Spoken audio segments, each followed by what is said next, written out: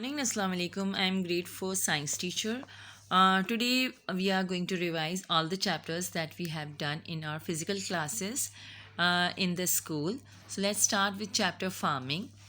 I asked a few questions from the children and they gave very good answers, but here I'm only going to revise the few topics by you.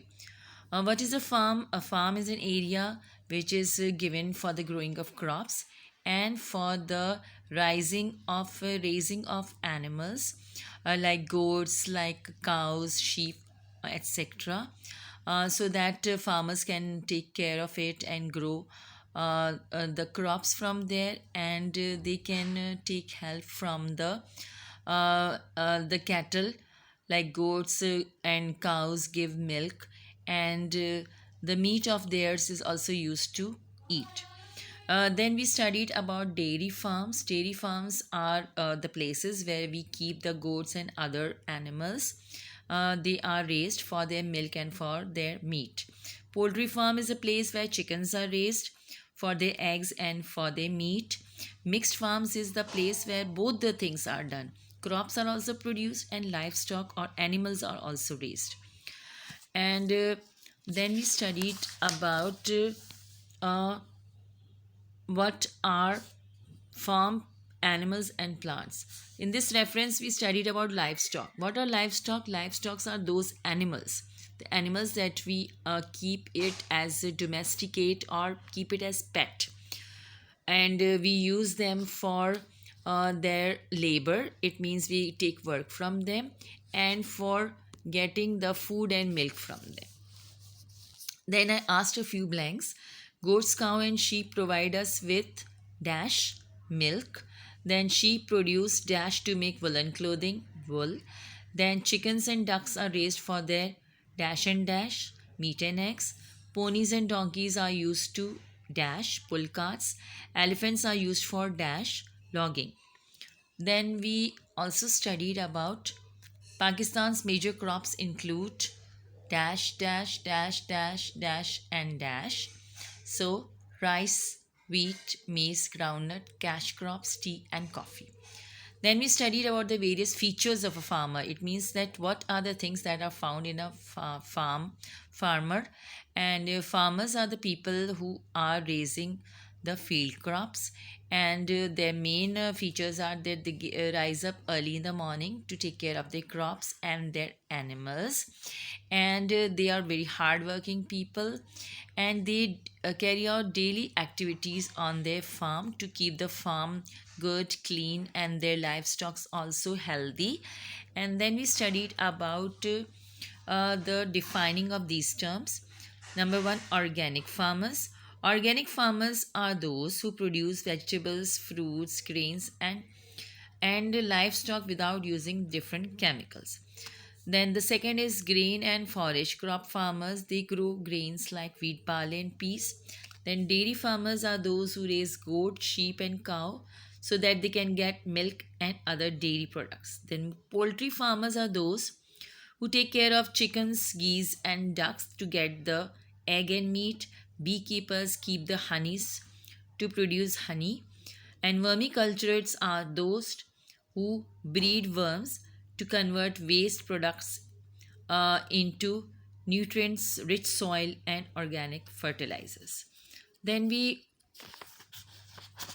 went to the next topic, and the next topic was how can we keep the environment clean on farm.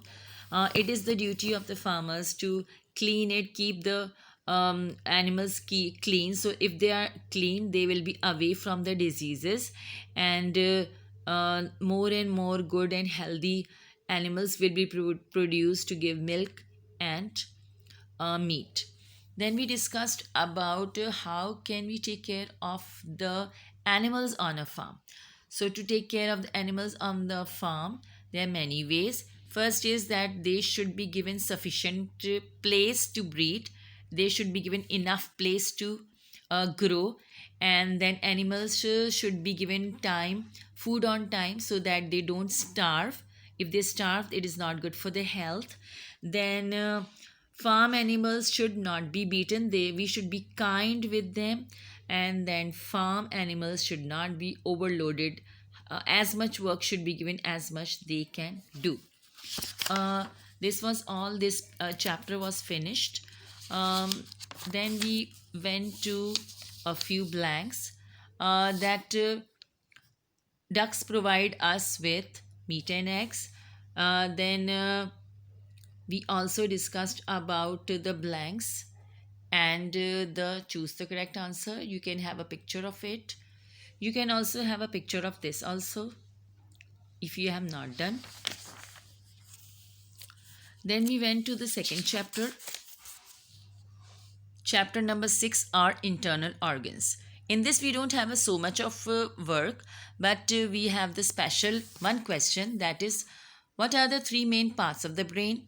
So we discussed cerebrum and medulla. And then we discussed about the three parts. Cerebellum is the one that controls your muscles and that helps in doing your daily activities like walking, writing, and running, etc. Then cerebrum is that which will deal with recognizing objects, tasting food, hearing sounds, and solving major problems and judge things. Then medulla is called the brainstem and it controls automatic systems. These systems are not controlled by you. They are controlled automatically. You don't have to do something about it. Then we came to the formation of heart. There are 4 chambers in heart. 2 upper chambers that are called atria and the lower chambers are called ventricles. You can see in the diagram to study them. And the wall that divides the right and left side of the heart is called septum. You can see the septum. Okay. Then you can study about the lungs, stomach, kidneys, and skin. And you know that skin is the external organ, but it is the largest organ of the human body. We have to go some fast because we have to revise so many chapters in one class, so we can't take more time. This you can study it here. These are the various parts of the brain that you can take a picture and write it down so that whenever it comes you can know that which part is where. Then we quickly switch to the fill in the blanks. You can take a picture if you want. The children have already done. Skin is the largest organ of the body and the medulla controls the automatic systems of the body. Then the septum divides left and right side of the heart. Skeletal system is composed of bones. The lungs are located in the chest. Then the stomach helps to digest food with the help of digestive juices. Respiratory system includes organs for breathing. Lungs take oxygen and the brain receive messages about all the movements. Then you can have a picture of the true and false also if you have not done. Otherwise all have done in the class. False, false, true, true, true. Then we quickly switch to chapter number 7, food and our digestive system. In this we have started about the balanced diet. What is a balanced diet? The balanced diet includes carbohydrates, proteins, fats, vitamins, minerals, fiber, and water. We studied individually about it in the classroom also. You can have a reading of that. Then we studied about the superfood. Superfood are the foods that can improve your mental and physical health both. They are very important and you can see the picture of them: tomatoes, blueberry, broccoli, walnuts, and you can see their special what is their function, what advantage they give you. So this is all about the balanced diet. Then we quickly discussed about the various balanced items. This is the diagram of the balanced food that you should eat within a day. Then we quickly switch to the various parts of a tooth. Parts of the tooth we discussed. There are different parts of a tooth: crown, and that is the part we can see in the mouth; enamel, outer layer covering of the crown; then dentine, below the enamel, and this is the second protective layer covering the nerve of the tooth. You can see it in the diagram. Then the fourth part is pulp, which is the soft part, and it has a nerve endings. This is very sensitive part. Then root, which is the part that is inside the gum. We can't see it, it is inside the gum. Then cementum is the hard substance that connects the tooth to the jaw and the gum. Then we discussed about the types of the teeth. Incisors, they are the front part of the mouth. They are located in the front and they help in cutting and biting. Then canines are next to incisors and they used for tearing and ripping food. Premolars and molars, they are flatter teeth and they are at the back of the mouth. And how many premolars? We have 8 premolars and 12 molars. And what are they used for? They are used for grinding, like crushing, making it more smaller and chewing food. Then we discussed how can we take care of our health. That children gave answers that we should brush our teeth twice a day, in the morning and before going to sleep, and just rinse your mouth after every meal. You don't have to brush it every time, just rinse it. And if there's something like inside the teeth is there, you can use a dental floss. It looks like a wire, a thin wire that is made of a very hard material. Then we just discussed about this, and then we discussed about the various blanks. So dash gives your body nutrients that are required, balanced diet. Then you can take a snap of that, take a pic. The dash stores bile, gallbladder. The dash is situated at the lower end of intestine. Large intestine is rectum.